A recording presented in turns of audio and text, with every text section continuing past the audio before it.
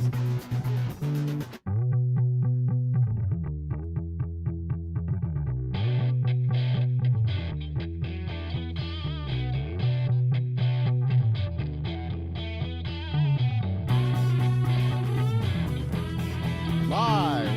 from VentureX Studios, it's JP, Kathy, and the crew. The crew. I don't know why I feel the need to, when I hear Charles Gura's voice on that introduction, to do an echo. Don't know what that's all about, but anyways, welcome to JP, Kathy, and the crew. Super excited to be with you this morning. We have got Dr. Rebecca Good, who is on today with a great back to school list. We started talking about getting ready for back to school last week. We talked a little bit more about it on Monday. She's got a really good list for you. School is just around the corner, whether you're if you're ready for it or if you're not, it's coming. So you might as well get ready for it. Dr. Good, how are you this morning? Good. Hello from Kentucky.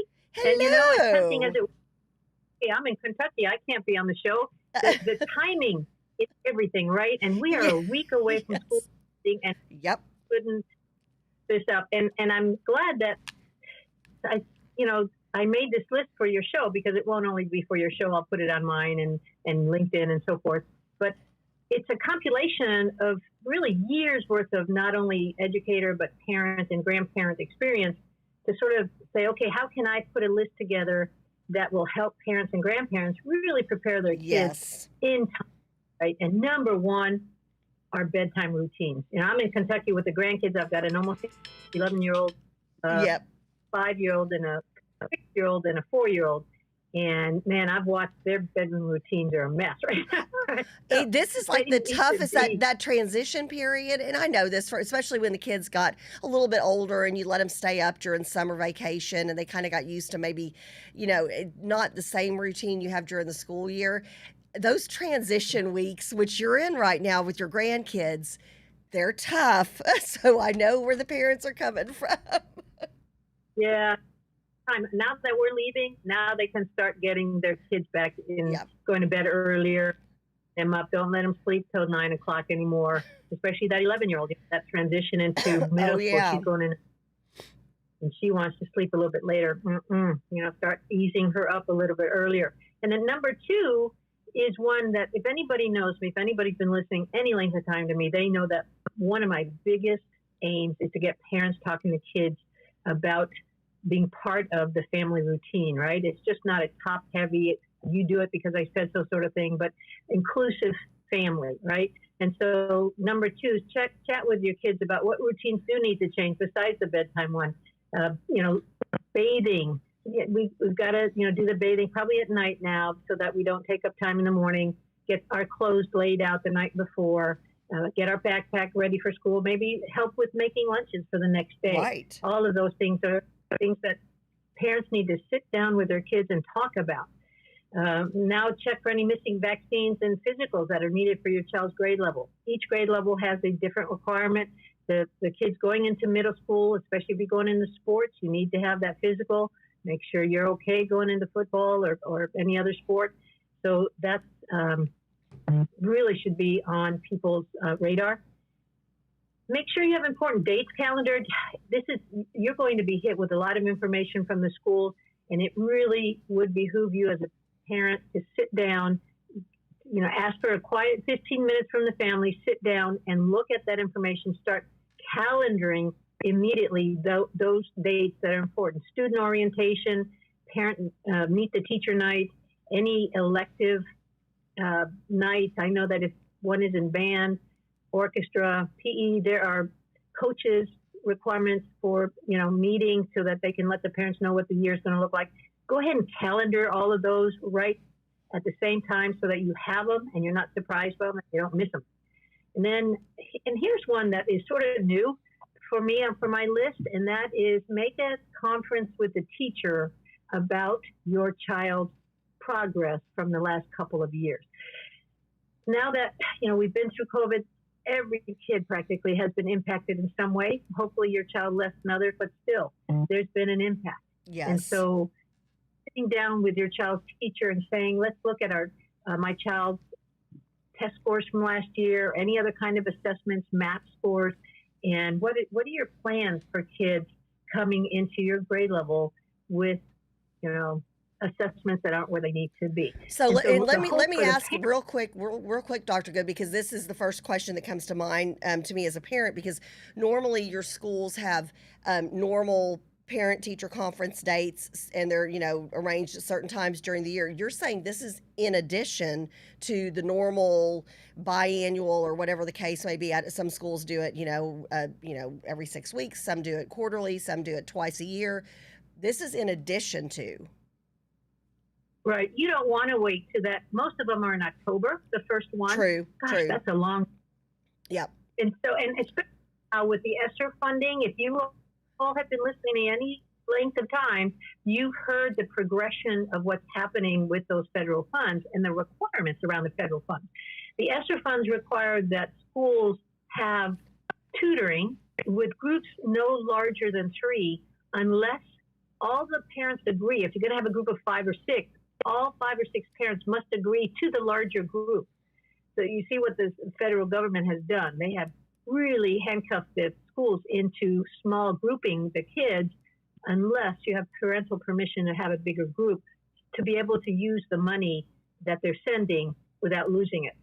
So what the parent wants to be listening for, the teacher has been trained already during his professional development time the week before school started around how they were going to integrate these small groups. Okay, so if you're not hearing that, be proactive and ask the teacher about it. Say, what about the federal funds? Did your school receive federal funds for small grouping, and so forth? So that's one of the advantages of the crew coming and hearing us every week around what is available for parents to know that their kids' needs are being met, especially now that we're trying to climb out of the COVID period of really very unsure and oftentimes not very good virtual instruction the last couple of years, right? Right. And so here's what I would tell you. As a good school will have teachers trained to say, hey, parents, I know each of you wants a parent conference. I can't fit all of you in separately, but we're going to have a class conference around how we're going to do our small grouping and how we're going to make sure that your child's needs are met based on last year's assessments. And we're going to have a parent meeting around that within the first 2 weeks of school. That would be okay too. At least you're hearing that the school is aware that they're getting the funding and that there's certain requirements around how the funding is to be used. So that should be very comforting if you have a school. Does that make sense? Gotcha. Yep. Yeah, that definitely makes sense. And these are all things that are common sense things you're talking about. It's just things that when you're in the throes of getting, just let's take a normal non-pandemic time of year and just, so yeah, as JP does a Superman pose onto the set. Okay, you knew that was going to distract me. so you look at a non-pandemic year, a non-pandemic year is tough enough as is, just with all the things that go back, getting kids on schedule, getting them back to eating healthy, getting the school clothes ready. And if your kids are older, then you start to have the arguments about school clothes and about what kind of backpack and all this stuff. But with a pandemic year, if you haven't already started putting some best practices into place, you're almost behind the 8 ball. So, folks need to jump on this list immediately, wouldn't you say? Especially with the pandemic, coming back to school from that. We have many kids who have been home for the last year and a half. They're going back to school for the first time in a year and a half. Wow. Welcome to Virginia. Yeah, wow. Going back for the first time, and they haven't been part of that COVID protocol, mask wearing at school, washing their hands, social distancing, because they've been home virtually learning for the last year and a half.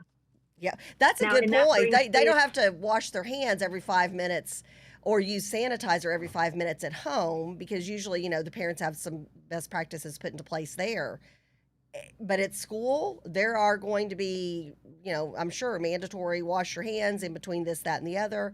There's going to be, I would imagine, everywhere you turn is going to be a hand sanitizer station. So school might school will physically look different. The classes won't be configured the same way, I would imagine, right? Yep. Yeah. So now you have 3 feet of social distancing. So it's not as tough as the 6 feet, but it's still, they will still have little marks on the floor. Like see, we had the paw prints. Yep. And so this discussion leads me to number 7.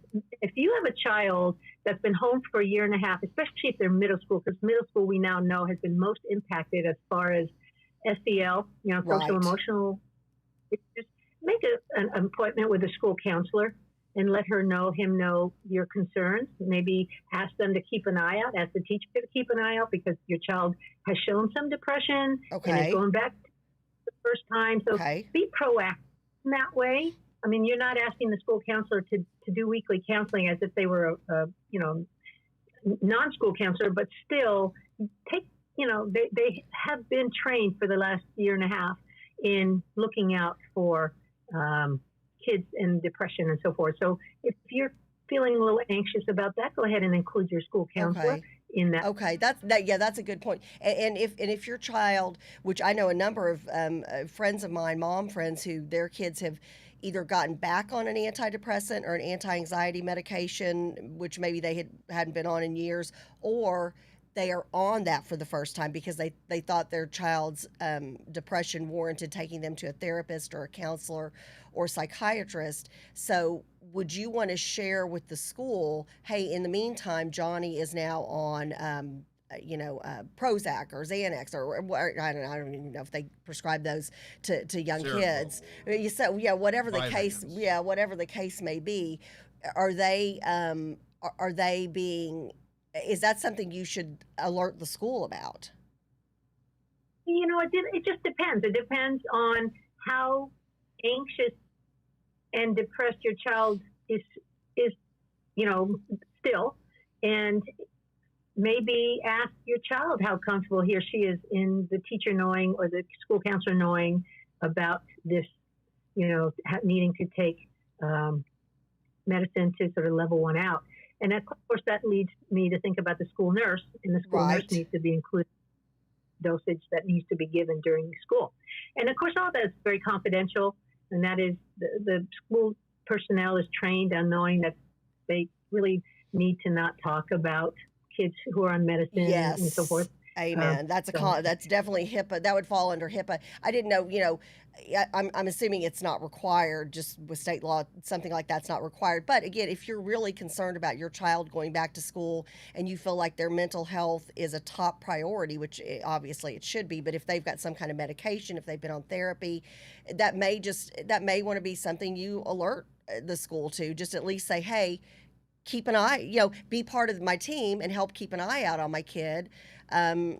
Just in case they see something, then they can alert you before the kid goes home, and you're on top of it when you get there. So I think that has a lot to do with that. And you talk about this all the time, that relationship you have with your school and with the people who touch your kids' lives during the day.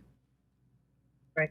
And the last one is, of course, touching a subject that is near and dear to my heart. And unfortunately, not enough parents are proactive in doing this. And that is for secondary parents, ask your school counselor when the next college and career readiness parent meeting will be scheduled. Yes. Yep. And because, I still do that test. I was over at my niece's and nephew's home for dinner last week. They have going into 8th grade. And so I asked them, gosh, do you know what the endorsement the high school is offering? Well, deer in the headlights. Yeah. And so a good, strong high school will make sure the middle school that's coming to them has counselors that are sort of voicing that message, preparing kids. Oftentimes there are overviews that are given in 7th and 8th grade for preparation for the endorsements, but not all school districts do that. Right. And so making sure that they understand that the only way, a lot of times in some districts, some high schools, that you're going to make sure your child can qualify for the needed scholarships is for you to be the proactive one, not be counting on a school counselor that oftentimes has up to 400 students assigned to him or her. Yeah, that's a lot. That's a lot of kids that you're dealing with. And again, I just think that it's all in the communication and the conversations you're having, and it's better to be proactive, even if those communications with your school are via email. If you're not in a position where you can take, a lunch break or a break during the day and make a phone call to the school. I think those email communications, texting, if there's some parent communication portal or whatever the case may be, I always go back to that with you, but I think that's such an important part of you being an advocate for your child. And you made me think of one more that I'm going to add to my Oh, list. I love it. And that is if you are the parent of a special ed student, whether just learning disabled, dyslexia, speech therapy, make sure that you are contacted within the first couple of weeks to know that those services are going to continue. So I'm going to add that to my list when I get off the air, because again, oftentimes I will just stay positive that oftentimes our teachers who work around our special populations are overwhelmed also. They have a lot of paperwork, and they oftentimes are not as good around keeping deadlines, which are very, very legal deadlines. Yes. And so you could stay legal by reminding them that you have an ARD, a yearly ARD that usually happens around X time, and can we go ahead and calendar That's a great point. So for gifted and talented too, or ELL, I think for any of those special populations, I think that's a great one to add to your list. We love it. And will people be able to hear about this list on Sunday on your show? Yes, they will. And I'm going to start posting it in other places and that's why I didn't want to say, hey, I'm on vacation, I'll put you up. No, now is the time. Now's the time to start doing those routines, the new routines, talking to your kids, school, making sure the school is in contact with you. If you haven't heard from your school, you need to reach out. Okay. Maybe your name fell off the email list. You absolutely should be hearing from your school. And you and I have talked about this. I've got a few friends who are like, I don't know. I mean, I just assumed that I was going to have the choice. And I'm like, are you not even getting emails or texts or anything from your school? Now I have a friend who was like, oh, you know what? I went into spam or trash or junk or whatever. And literally it was message after message after message. So they're like, okay, I've got to go pull that out. That communication, if you haven't heard from your school district, something's gone horribly wrong. You might want to check in. Yeah. Yep. So thank you for making me do this. I really. But now I'm excited about it. I'm excited to add my next bullet point on there and get it out to people to help. We want to have a good school year. This is going to be a special school year. Everybody's back, except for the one virtual schools in Texas. Everybody's back. Yep. So get ready and get your kids ready and make it a smooth transition. Thank you, Dr. Good, and we will see you from 8 to 9 on Sunday morning. Sounds good. Thanks, everyone. Safe travels. Bye-bye. Well, that's good information. Now is the time. If your kid's little, if they're older, that sleep transition time, because I know I was always during the summer, especially when the kids were high school age, and which CJ is right now, if they've got part-time jobs, sometimes they don't come home from a part-time job until 11 o'clock at night. And, by the time they unwind, check in on video games and social media with their friends, they may be getting to sleep at 1. Well, you've got to change that cycle, because that 6:30, 7 o'clock alarm goes off very quickly once that school year starts. So, if your kid's young, if they're, elementary school age, if they're secondary, start getting into those good habits right now. Have that reality shock of, no, you're going to bed now and we're getting up at this time. Have that the week before school starts versus as school starts, because there's nothing worse than sending your kid off to school and they're like a zombie. They're so asleep. So... yeah, and JP, speaking of, no, you're energized because you're doing JP's Kitchen. Oh, and you had a really good breakfast this morning. I did. It's amazing. It's my breakfast every morning. Makes Good life stuff. easy. Good stuff. I'm thinking I may do a ham and Swiss omelet tomorrow. Oh, okay. I'll tell you who you need to talk. Well, no, you're gonna make it in a healthy manner. Correct. I was gonna say Emily can make. She makes the best omelets. Her ham and Swiss is out of this world. She also used to make a teriyaki omelet and a barbecue omelet. None of them would be friendly to JP's Kitchen. Those involve things that Well, I mean, a teriyaki one could be. could be. Yeah, Yes. yeah. That could be a good one to have. It depends on how you bring. No, It's I had a a big nice way to breakfast. put in like chicken teriyaki from the night before. That's how she came to it. It was, you know what? Can I use some of that chicken teriyaki in these omelets? And I'm like, oh, please do. Well, and if you Makes use my mouth water. if you use the right kind of cheese, True. because you could use a hard Swiss or a provolone, True. and that would give it an interesting flavor as well. But Yeah. nope. JP's Kitchen, Good times. good times. So it's time. Yes. It is time. Dun dun dun. Okay, let's hear from Grogu if this is a good intro. Oh, I'm sure it is. I don't It's know. Let's hear from him. He's wondering about it.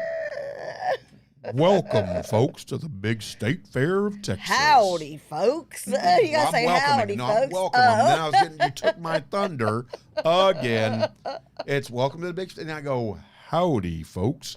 In the promenade desk, there's, So it's State Fair of Texas You were going to time. try out because remember the I gentleman who was the voice forever and a day. He got and sick then or somebody passed was away, yeah, yeah. he got ill. I think he did pass away. I was may going rest in to. peace. Yeah, and somebody had said, "Hey, JP, why don't you try this?" And that would have been a cool thing. It would have. I Where thought about it. where do you do the voice of Big Texas? Is it like off in an office? Yeah, you're up. You're up And in then a. somebody in a- else- You can actually see the State Fair, my understanding. Oh, that would make You're sense. in So you a, kind of see what's going on. Yeah, you're and in kind of everything. a bird's nest, Skybox kind of. I kind call of it thing, or- bird's nest. Yeah. Oh, how fun. But I just never got down for the tryouts. And they had Yeah. a bunch of people down there, and I'm it would have been sure. fun. It was like when I tried out for the voice for the Allen Wranglers, Oh, the there you go. professional indoor football team. Yeah. And there was like 40 of us, and I ended up winning that. And, Yeah.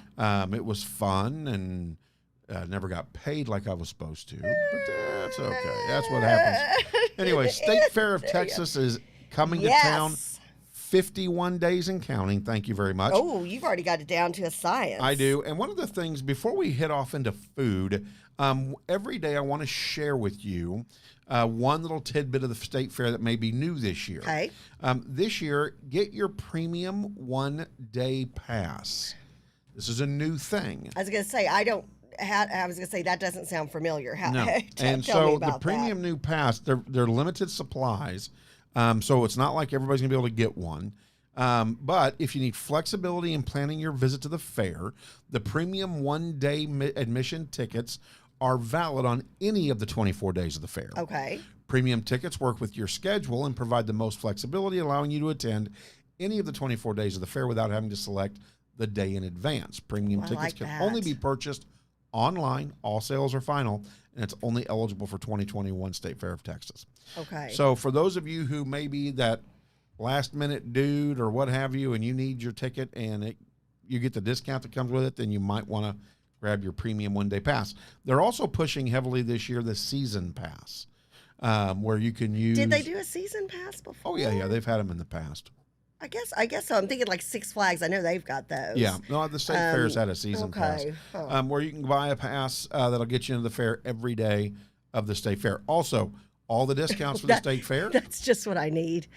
A Fletcher's corny dog every single day. That could be an interesting... you might want to think That's about... a new diet. That's Yeah, healthy. that's healthy. Not. But one of the things you also may want to consider is getting onto the website for the State Fair of Texas, because they list all the discounts that you can grab. Oh, I love it. And they'll Love have it. them available for you on their own website. Stay tuned. Next time I talk about the State Fair, talk about the event schedule and what bands are going to be out playing. Supposed to be some really great entertainment out there this year. Very exciting. very I think we exciting. talked about some of the bands when they first announced them. Isn't La Freak one of them? I think so, yes. That's awesome. That's good So, stuff. yeah, we'll talk about the music that's going to be out there. The fair starts September 24th, goes through October 17th. And do you know, is it, I'm assuming a mask is optional? Yeah, state of And you Texas, really remember, no can't- required yeah, mandating and, Yeah, and you masks, really so. can't social distance at the fair too much. So if... There's a lot of outside stuff. You could socially distance. And I would suggest, and this is what we finally got smart and started doing when the kids were older, got out there super early, like when the gates open. And you kind of have it like if you go super early on like a Saturday or Sunday morning, those first couple of hours, you're kind of by yourself. I mean, you're not, Really, but pretty much. you're not jam packed. Yeah. Waiting in a 500 person line to get a corny dog kind of a thing. So, Well, and speaking even of during the food, my week- mouth's watering. And even during the week, you can go Oh, exactly. early Yep. on, except Yep. watch your school days. Yeah, I was gonna say you got to be careful on the school day. We were lucky. A few years it fell where we were able to take off a work day when the kids had their official State Fair of Texas school day off, and they had the student pass. So just look for those. Well, we're gonna help you look for those opportunities because I'm just so excited to have the State Fair back. Last year was like the first year I haven't gone in. I don't even know when. Yeah. I'm going. So I mean, I'm My dad's definitely. My dad's definitely. excited. Oh yeah. Oh, is this his first Texas State Fair? Oh gosh, no. He and my mother would go. Oh every wait, y'all year. used to live. That's right, they Yeah, lived 2, here. 3 I forgot times. about that. Yeah. Yeah. Yep. Such fun time. Okay, so we've got some good foods this year. One of them that JP and I are fascinated with is under the sweet category. These are all going to be foods that have made it like into the semifinals. Brisket brittle. So, you've got brisket brittle on one side. Now, do we want to compare a sweet to a sweet or a sweet to a savory? Man, this is I remember this morning I said, this is your Yeah, call. they all look so good. I forgot about this, They all how look great so this good. list is. Let's do, okay, so let's look at, let's look at, we're going to do 2 sweets today. So I'm going to pick 2 out from this list. Okay, I'm going to say brisket brittle because I'm fascinated by that versus a deep fried Ritz cracker. Just a cracker? See, now that's what I'm wondering. Is it a deep fried Ritz cracker or is it like, how you can do like Ritz crackers, and I used to do this with the kids. We would dip it into the white chocolate or the chocolate that's melted, Right. and then you would pull it out. So half of it would be covered in like some kind of hard shell sweet, either vanilla or chocolate thing, and then Right. you'd put sprinkles or whatever on it, depending on the season. So do they take that and then deep fry it, or is it just the cracker? Or is it like a Ritz with peanut butter and jelly, and then another Ritz, like a little Ritz sandwich, and then deep fried? Because it's under sweet. So that's where I'm trying to figure out how that works. And first of all, do you like brittle? Like peanut I brittle do. and stuff? I do like peanut butter. I'm a big fan. My dad loves it. But brisket, I loved brisket. When I could okay, eat when it. you could eat it. I loved it. So you would have tried both those? I would have. Okay. I know your dad will stay away from it. Yeah, 'cause he's vegetarian. Yeah, so he won't touch that. Brisket is not going to work for him. Marvin says deep fried Oreo is his favorite. Okay, so he's good with that. Is Yeah. that? And I think that obviously that one's going to be back. They've got several I'm- deep fried toffee. That sounds really good. I love toffee. That would be interesting. My dad would try that. Okay. But back to the brisket brittle, right? Yeah. Versus the Ritz cracker. If I was eating beef, again, it depends on what they're doing with the Ritz cracker. That just sounds if so. it's just the cracker, I'm not seeing the flair, the catch. fun. Me neither. Deep It's frying. got to have something. I don't know, in between it, like a sandwich, like Maybe a marshmallow or something. It'll be like a maybe. s'mores, but Ritz s'mores. I don't know. It doesn't say maybe. that though. Doesn't say Yeah, it that, just though. says deep fried Ritz. Well, I'm going to tell you, I would go with the run of the brisket brittle. So, I'd have to say, you know what, a Ritz cracker is a Ritz cracker. yeah, just not unless you're doing something with it. Yeah. It's usually what you put on or with the Ritz cracker that makes it good. I don't know, by itself, I'm just thinking Deep it's just fried kind of by like itself? fried dough. I'm That's not just kind of impressed. plain, yeah. I'm running with the beef brisket. Well, in the Or beef brisket brisket, brittle. you had mentioned something that's kind of in keeping with a brisket brittle, and that's like the candied bacon. Right.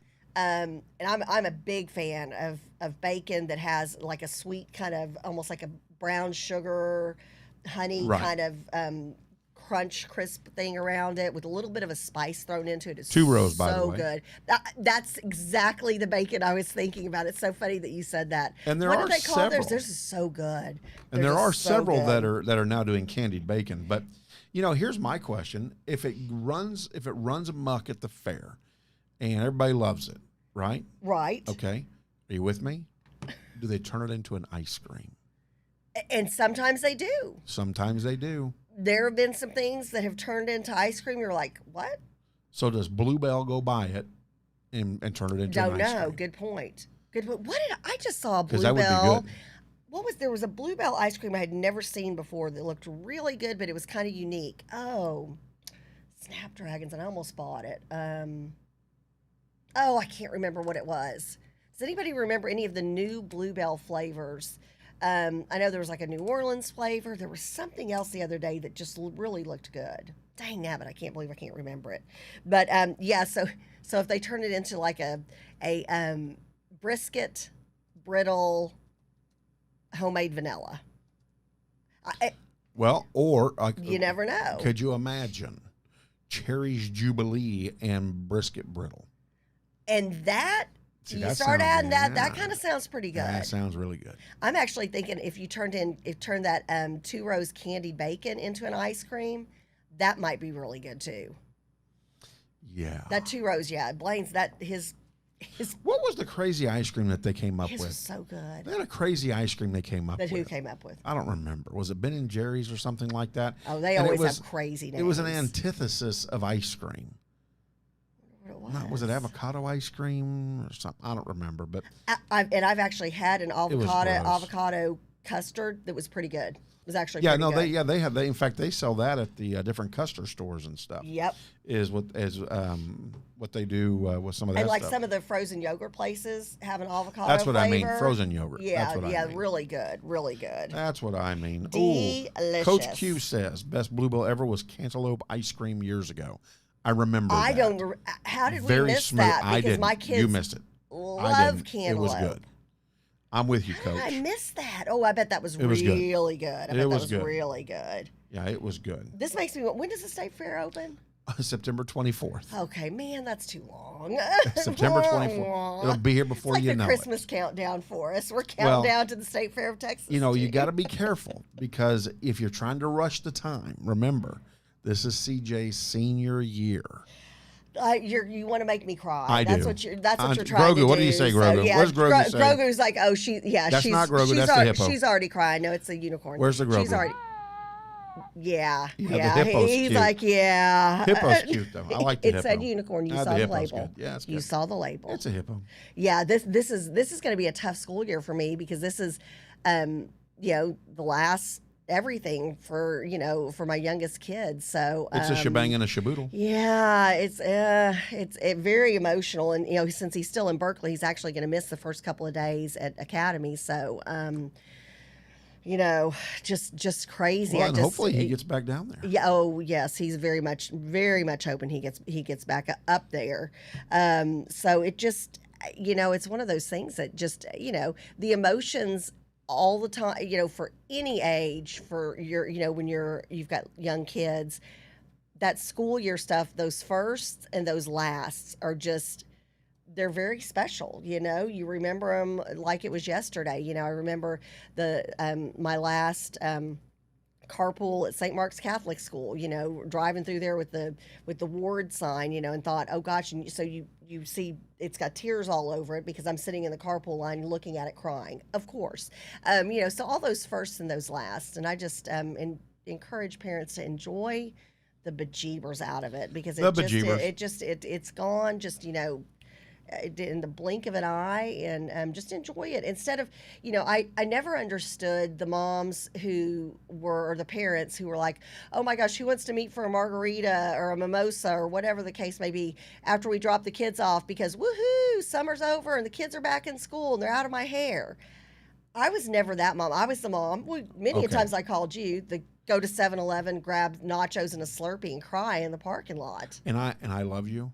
You know how much I love you, right? Yeah, but how many times did you get that phone call from me? You're did. Are you okay, Kathy? I did. No. I did. But we got to change topics. I'm getting sad. We've got a guest coming on, and She's right there. Oh, she's on already. Well, she's got to be admitted. And we've got a very serious topic. And JP and I had met with a dear friend of ours who's there's a big event that Maria is going to talk about that's going to be available to you, and we'll get you information on how to get to that event about the border. And the interesting thing is there are border topics that you and I have talked about with state reps, state senators, with Van Taylor, and I tell you what, this is kind of a different angle that Maria is going to talk about today. So let us know when Maria is on and when we can hear her and see her.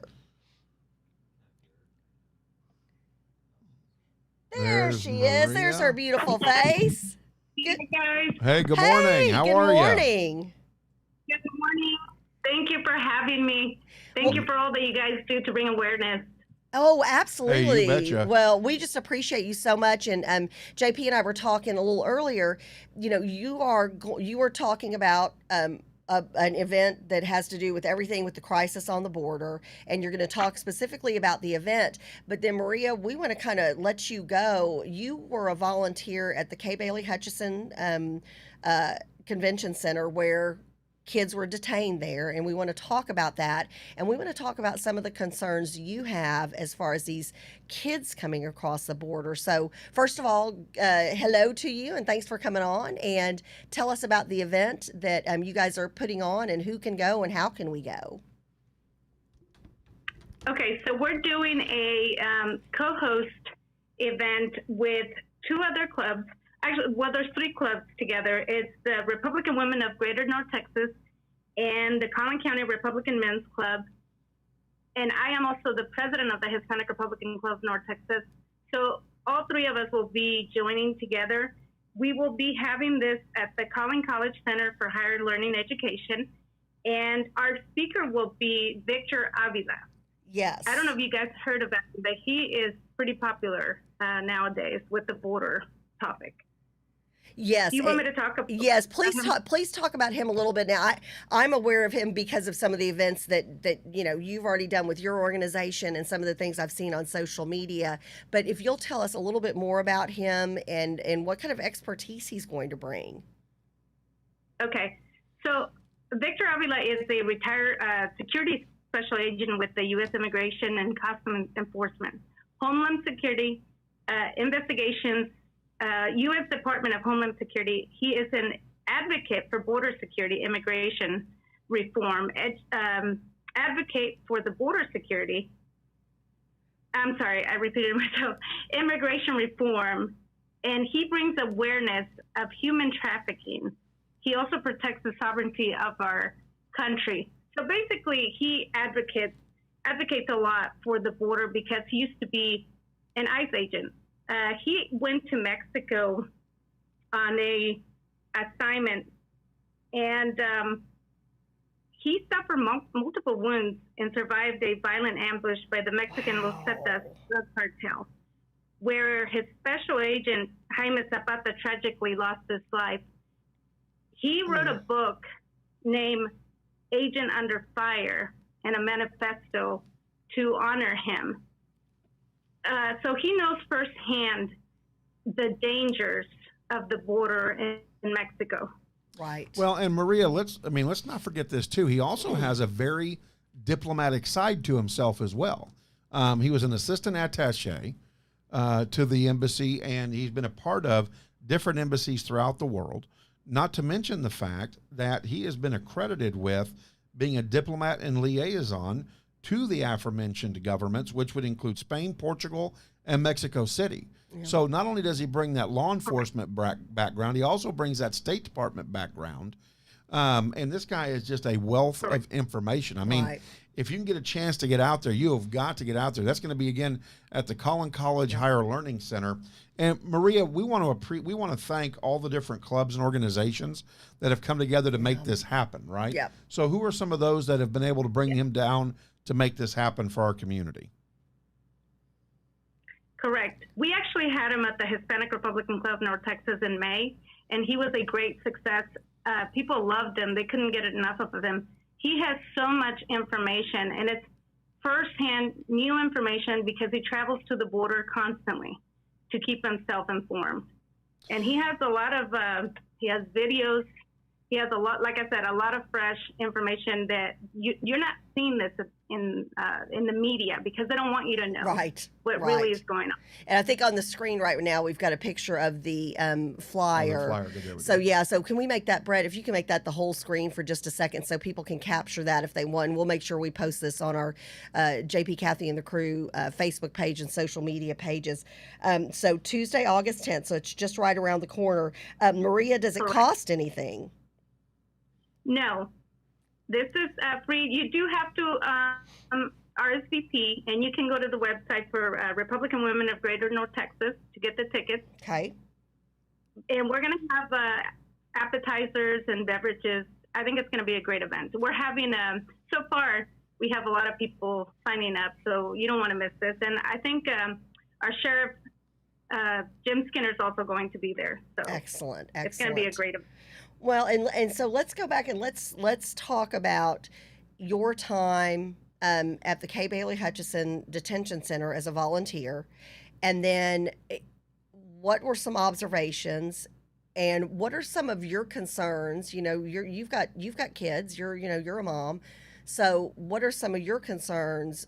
Because my eyes were very wide open, very much wide open after our conversation the other night. What are some of the concerns you have? But let's start off with your experience at the Kay Bailey Hutchison Center as a volunteer, trying to help these kids that the government, our current administration, has just forgotten about. Correct. I'm actually a first-generation Mexican, so I know firsthand what it's like to be an immigrant. I was 9 years old when I came to this country, so I'm very well aware of the stuff that these kids go through, maybe not as much as they're going through right now, but pretty similar. Right. So I decided to go volunteer because I knew that this is just not healthy for these children, and I wanted to see the conditions that they were in. And they had them like in a gymnasium, you know, a big room. Everybody was there, and there was about 500 to 600 children from ages 13 to 18. And my concern was seeing some of these children in the bed, they wouldn't get out of bed. They would stay there all day covered with the sheets. And I would ask, you know, why aren't they getting up? And they said, well, they've been abused. And even there at the detention center, some of the older children were abusing the younger children when they had to shower. So are you talking about like sexual abuse, physical abuse? I mean, what type of abuse? All the above? Both. All of the above, basically. So here's my big question, Maria. How many how many kids were you guys losing a day? Because we were getting in the news that kids were just walking out of the convention center and not coming back. Correct. They were saying that they would just walk out and that they couldn't stop them. That basically they were free to go.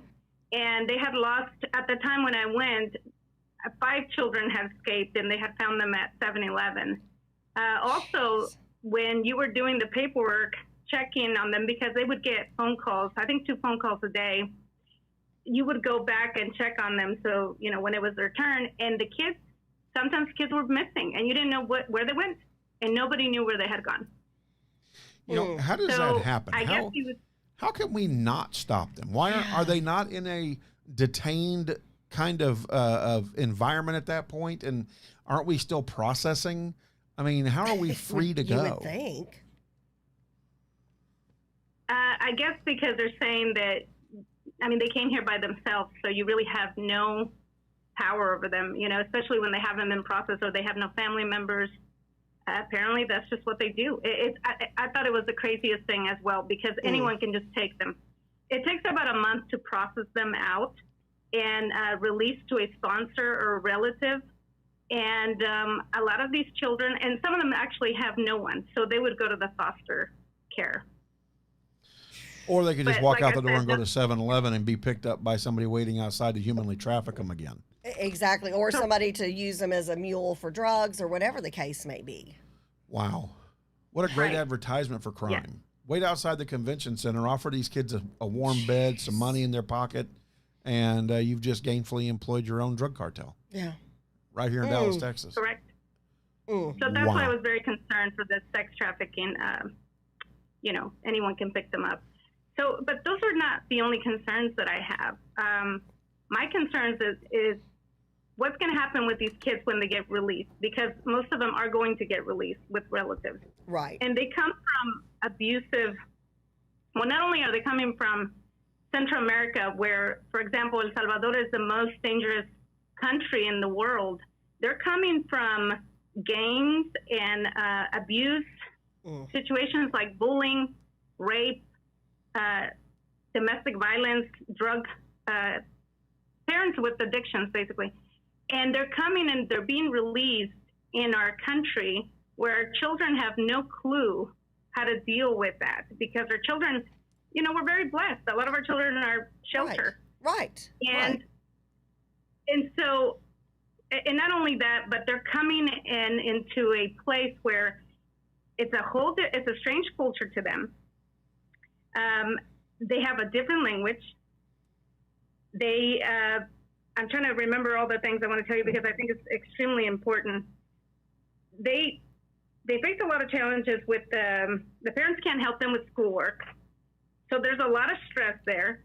Right. They have, they leave their relatives. Sometimes they leave, obviously they have to leave their parents. So they're going with uncles that they haven't seen for years. So they have a lot of post-traumatic stress. And that makes them stressed, confused, angry. And that causes them to skip school as well. Right. Oh, yeah. And most of our children don't understand that. Oh, they don't know how to deal with it. Well, I mean, and then that opens up a whole new can of worms. I mean, it's like you had a great analogy with an onion. What was that you said the other night? We were talking about this.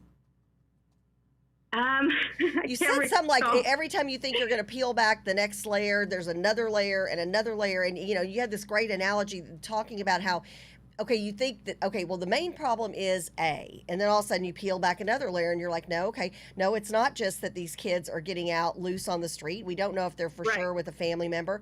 No, these are kids who just got finished, you know, a 17-year-old that just got finished raping a 13-year-old in the bathroom. Okay, so then that kid comes into, and then they're selling drugs and they're on social media gaining access to young kids who are going to be sex trafficked out of their own backyard. I mean, it's like it's never ending.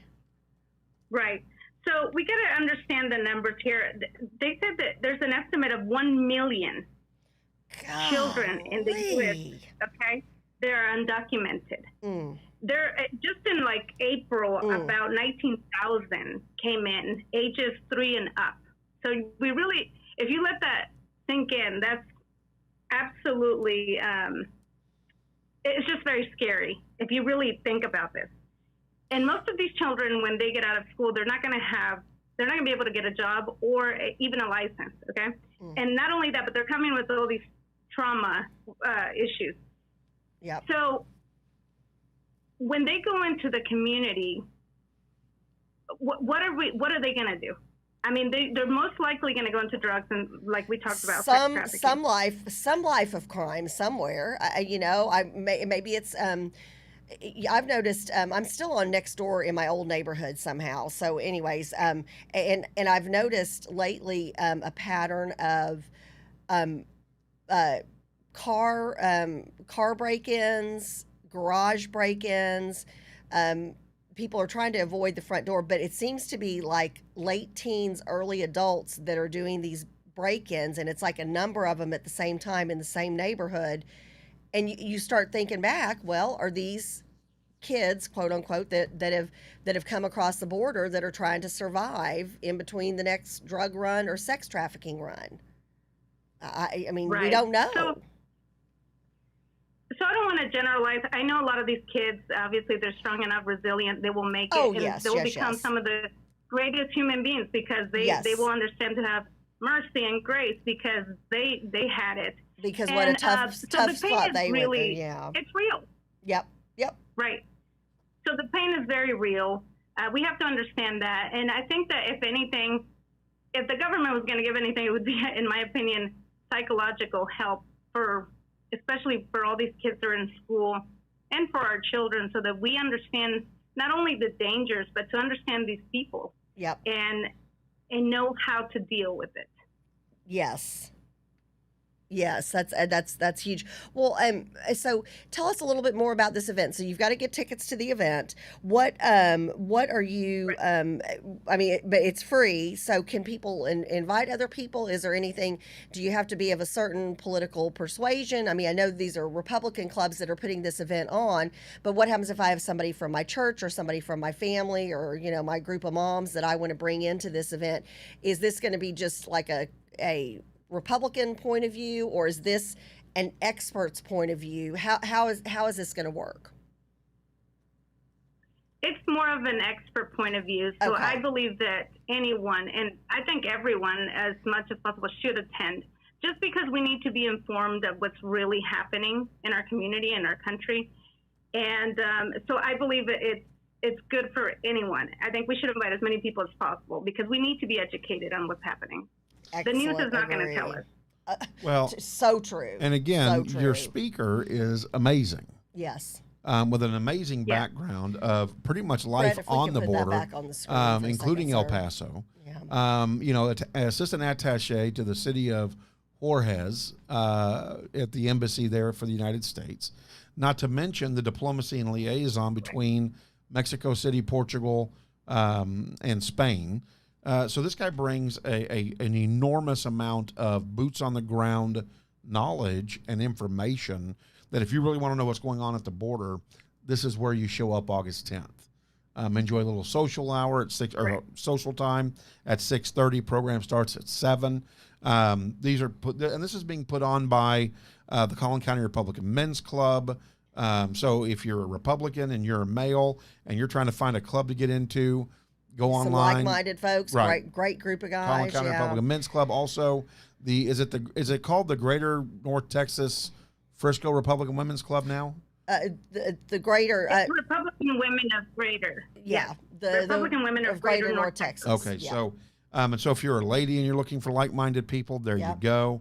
And that's then a there's- lunch. That's a daytime club. So in case you've got responsibilities at night that like family and home duties and stuff, it's a lunchtime club. And What's then the also third club? Maria's Club. the Hispanic. Is it the Hispanic? Is it the Republican Club of North Texas? I said it all wrong. Yes. Go ahead, Maria. Right, no, you were the closest to that one.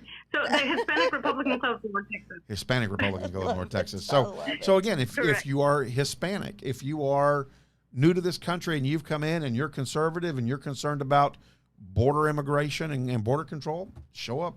We'd love to have you join the club. Yeah, it's gonna be a great event, and Maria, thank you first of all so much for bringing this information to our show and talking about such a crucial emotional issue for us. This literally can impact the future of certainly the state of Texas, but the entire country. So these are things that you've got to be educated on.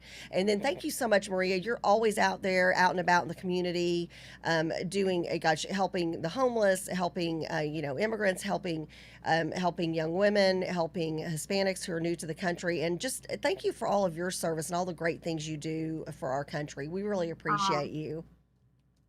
Thank you so much. I try to bring some light to some of the issues that people are not really thinking about and use my experience to enlighten, the community and to help. Ultimately, it's just to advocate for a better life. Yes. Yep. Well, and everyone. thank you. And you're always standing up on the side of liberty and freedom, and we just appreciate you. And thank you so much for coming on the show and being part of the crew. Thank you so much for inviting me. I really appreciate everything you guys do. Thank you so much. You bet. All right. Thank love you, girl. Maria. Take care. Yeah, she's a stellar individual, and we wish her Thank nothing you. but success with this event. Again, this is such a crucial issue, JP, and people, you can't literally, if you think, well, it's just like farmers on the border, and those are the only people, like ranchers. They're the ones who have to worry about that. No. This is a statewide crisis. This is a national crisis because these folks are coming in, and the ones with ill intent, they're making it through Texas and out of Texas in weeks. Right. So Couldn't agree more. Scary stuff. Scary Couldn't stuff. agree more. Well, and here's what's even scarier than that. Michelle asks the question, hey, what do we do? What's the solution to this, right? Yeah. And so I just throw some things out there. Foster care, adoptive process maybe, Yeah. and find family members, right? Yeah. But here's the thing that's got to be even scarier. These teens that migrate up Yeah. or immigrate up from these Latin countries, right? Right. They are far more advanced when it comes to street smarts than our kids are. That's And what then Maria we said. The two integrate aren't going to them. mix. Yeah, you try to integrate them. Yeah. Well, it can be very influential. Oh, kids are and in a negative highly way. influenced, right? You're right. She was talking about, kids coming in who they've had to do, God bless them, who knows what to survive back in their hometown, in their village, wherever they're coming from. And then they come over there and they bring that with them. Well, who do you think they're sitting with at lunch? Who do you think your kid's in Algebra 1 with? Who do you think is playing on the playground with your kid? Who is maybe coming home with your kid after school, or they're going over to that family's house and there is no adult supervision. You've got to think about all this stuff. Yep, I agree. I mean, Couldn't agree more. Yeah, just wow. All right, talking about the international stage, of course, the Olympics is going on. We're going to go over just a wee bit. So just to cover the medal count right now, and it's interesting who is at the top 5 medal counts. Russia is not one of them. Normally, you would think Russia would be. Oh yeah. I mean, usually they're in the top 5 as far as how many, not necessarily just gold medals, but like how many overall. Normally, gold, the battle silver, is between China, the U.S., and Russia. Yep. Not this time. So China is right now in the lead based on gold medals. Oh, gold medals, but yes. not total medals. They've got 70 overall medals. The United States has 79. They're at 32 gold medals. We're at 25. Okay. We have 31 silver and 23 bronze. The Japanese are in third, the home country. Interesting. 21 gold medals for the Japanese, 7 silver and 12 bronze medals. That's 40 medals overall, right? Great Britain is at 48 medals. They have 15 gold, 18 silver, and 15 bronze. And then Australia is at 36 medals. They have 15, 4, and 17. Okay. A big part of those coming from the pool. Oh, tons and tons out of the swimming pool. Yeah, that's true. Australia continues to show their greatness in the pool. And so big news is going to continue to come out of the Olympics in regards to track and field. Yes. The 200-meter gold medal has already been handed out to Andre DeGrassi. We want to congratulate him from Canada. Yeah. What a great run. God, His time of 19.62. Yeah, did you see him? My goodness, like some of these people, I'm like, how do their legs move like that? Just unbelievable. Yeah. Unbelievable. Yeah. And then, of course, Simone comes on to get on the beam and takes a bronze medal. Takes home a bronze. That's right. So comes and back I think did one of our girls take home a gold in the beam? Who won in the beam? No, that was China. Oh, gotcha. China was 1-2. Oh, Snapdragon. Gold, silver, and then Simone with the bronze. So, anyways, a lot going on. You can watch live. I think the biggest news of this Olympics is not going to be the fact that we've got people trying to be woke, especially one from the United States, embarrassing, might I say. From the have you ever seen so many cheers as you did when the United States women, like there were people who are big old patriotic, red, white, and blue, and friends of ours, and they're like, I can't believe I'm going to say this, but I'm so glad the USA women's team did not even play in the gold medal game. I mean, which one? The soccer team. Oh, the soccer team. Soccer team, yeah. There's because folks were very upset with. Yeah. Well, all of them. Except for three. 3 of the girls I was standing. say a few of them stood, but yeah. 3. I've never 3. seen so many negative Team USA posts as I did when people were saying, I can't believe I'm doing this, but I'm cheering that they did not win. Yeah. Well, that's what happens though, right? When you thumb your nose at your own country. At your own country. Yep. Who you're wearing the jersey of, wrong place, wrong time. Yeah. Again, wrong stage. Let somebody else take your place on the field because there's somebody who is so grateful that that America is the reason they have that opportunity to play that sport that they love and that they excel in. Yeah. Very, very interesting. So, I reflect back, and as the games are still going on, I think a lot of luster has been taken off, right? I think that the BLM movement hurt the Olympics, didn't help the Olympics. Okay. I think the wokeness hurt the Olympics. It didn't help the Olympics. I think everybody's so tired of woke culture. Yeah. That they're like, oh, it's going to be in the Olympics. I'm done with the Olympics. And that's where I'm at. I think that's where a lot of people are at, Yeah. and that's what I believe is that this display. Like I said, the shot putter from the U.S. who did her thing on the podium, on the medal podium, and I'm waiting to hear what discipline is going to be handed down, because that was very much said you're not allowed to do that. It was not on the medal podium. It was very clear ahead of time as far as by everybody, decorum on international, that. IOC, and the United States. Yeah, not just I was gonna say that wasn't just an American thing. No. That was an all IOC worldwide. thing. Yeah, That's right. And so it's going to be interesting to see how that Yeah. works. Of course, then what? Fortunately, on social media, the young lady who wins gold with her hand over her heart and is standing proud, and in her interview is very clear that this wasn't her. This is God. This is Jesus Christ. This is, I'm getting goosebumps. I love that. that. Yeah, that was shared over and over and over and over. And on it needs to social media. continue to be needs shared. It needs to. But I think the wokeness of BLM and the left really took away from the Olympics here in the United States. I think it hurt the support of the team. Well, look at viewership, JP. Right, way down. I mean, viewership, with the opening ceremony, and I know people who always watch the opening and closing ceremony. No sports in between, but they watch the opening and closing ceremony. Opening ceremony has not had that low of viewership since like 1986. Well, they're saying 33 years. Yeah, which would probably be 1986. Probably or somewhere so. right around there. But Just again, unreal. And I haven't watched it. I remember in 1984, I bought it on NBC because you could buy it. And you could see everything. That way, Yeah. right? But again, talk to me about Carl Lewis. Where's the Carl Lewis of track for the United States? Where's Mary Lou Retton? Well, look at the old Dream Team, who we consider the true they're the only United States dream basketball, the Dream Team. Yeah. Every single one of those guys, you could tell they weren't playing for Chicago or for Detroit or whatever their home team was that they were in, their NBA team. They were truly there as a team and so grateful to be representing America. And there was pride in that. Think of all the athletes who have, won their event, and before they go up to the podium, somebody hands them a big flag from the stands, and they wrap themselves up in the American flag, and they're saying, USA is number one. That's why you watch the Olympics as an American, is for that great pride in the vast talent that we have in our country. Well, and of course, the thing that I guess blows me away more than anything is it's people that get marginalized as a result, i.e., U.S. women's softball. Yep. They weren't taking a knee. No. Nope. They won a silver, but we're not watching them. Yeah, they played Japan. It was a face-off with Japan. But I feel bad, and I didn't even know about it, and I didn't even watch it again because I haven't been following the Olympics like I normally do, because I don't want to.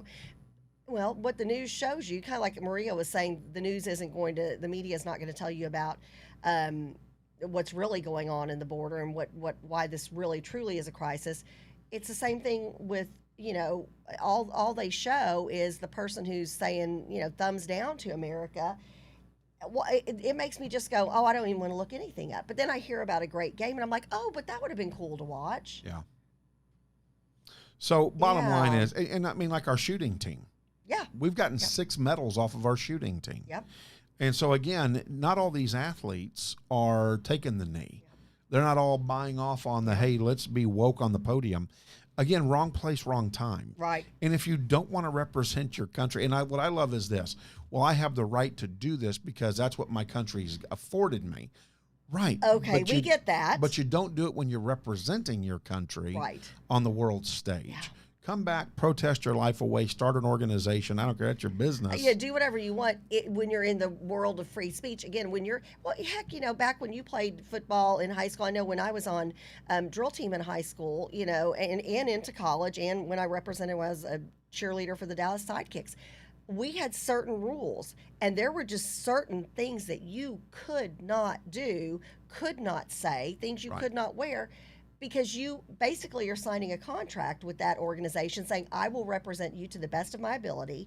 I will put my personal feelings aside. Right. I will not take those out on the field with me or out to a public venue with me. And so that's part of what happens. And there's a ton of athletes, JP, that would be more than happy to step into their shoes Absolutely. and wave that American flag with pride. Well, and again, what I didn't see a lot at this Olympics so far is digging deep. We saw it at the pool. Yeah, you said about that. I You finally saw it saw it at the Yep. pool where this guy is behind, and in the last 25, he's been behind the whole time. Last 25 meters, just digs deep to a different gear. And that's what the U.S. has always done in the past. And for it not to happen this time, I think has been a huge disappointment. And Now, so Susan said that they just interviewed the first Black American to win gold in wrestling, and she said, "I freaking love the USA. I'm so First proud female. female, right? because female. Kenny that's the Monday, same. Kenny this Monday, is come on female. now. That's why I said she. Bam, bam. I'm going to That's tell why- Kenny Monday. Boom, that's- here we go, baby. Woo. That's why I said she. She said, Fresno "I'm State, so, by the way, Oklahoma State. I'm so proud Sorry. to represent the United States." Yeah. And that's what I want from an athlete. That's what I want. I want, the young man who was up on the podium with the gold the other day and was just blinking back tears as they played the national anthem. Yeah. That's what it's supposed that's to what be you about. tune in for. But the minority voice has, and this is where I was going with this. It's overtaken The minority it. voice has overwhelmed the majority Yeah. who Yeah. support and are proud to represent their country. You are Like I said, unfortunately softball's correct. marginalized, shooting is marginalized. Some of Yeah. our swimmers are marginalized. Well, heck, this story's marginalized, as Susan just talked about. That's huge. Yeah. First Black female to win in wrestling, a gold in wrestling. That should be like the top news story. I agree. I don't know. You're supposed to do your normal. Oh, my, there you go. Now I like that ah. much better. That's good. So with that all being said, though, we'll continue Olympic wrap-up. Oh. Also, coming up soon, we're going to show you what college students are saying about wanting to be citizens of the United States. And Can't miss I showed my this. dad this, and he almost fell out of his chair. He's like, "This is so funny, ridiculous." It's unbelievable. So, but yeah, we're going to share that with you. In fact, we're going to play the whole thing so you can see it. Then we're going to talk about it Woo! because it's crazy interesting. But we want to thank you Get for joining us ready. this morning. Yeah. I know that Brett's getting ready to ticker tape the music in. Here it comes. Don't forget, Friday, I'm going to be out in Mission, Texas, training teachers and administrators to help keep kids out of Where is court. Mission, Texas? It is on the border. I will be well, on the there- border. I will be Hey, flying to Harlan. Let us know what you hear and Oh, I see will. while you're down there, because I I know will be you've paying got some close friends attention. who are some restaurant owners and I do. hotel managers down there. I'd love to Eagle hear. Pass, all Yeah, that I'd love area. to hear the Yeah. thoughts on that. We do have via Zoom on Friday. We've got Brandy Braley, who is from Legacy Prep. She's going to be talking about a really cool volunteer opportunity. I know a lot of us have missed those community volunteer opportunities, especially with the schools. She's got a great one for you, and you don't even have to have a kid going to that campus. So just a real good way to take what you do for a living or what you're passionate about and help open up that world to kids who are eager and anxious to learn. So And our very own Good Kathy stuff. has been asked to be the president I of have. the school foundation I don't know this for officially Legacy yet. Charter Academy. Yeah, you did. You accepted That's it. exciting. That's exciting. You've already accepted it. We talked about it on the phone. Yeah, you have. Pre-accepted. Well, that's what I mean. So we've got some So really some fun stuff really- coming up. Yeah, real cool opportunities. Just get back Help out kids. there and get out there and help these kids, especially now that we're turning a corner in the pandemic. It's so important to support those who are going back among like we say, the land of the living. Yeah. Just be safe, be smart, be healthy, but get back out there and make that difference. All right. Everybody have a All right. blessed day. Love y'all. I'll See you see Friday. y'all on Monday. All right, see you Friday. See Bye. Kathy on Friday. Dance with Kathy. Oh, lawyer show tomorrow Oh, that's at right. Lawyer noon. show. Noon. All right. Thursday noon. See y'all. Bye.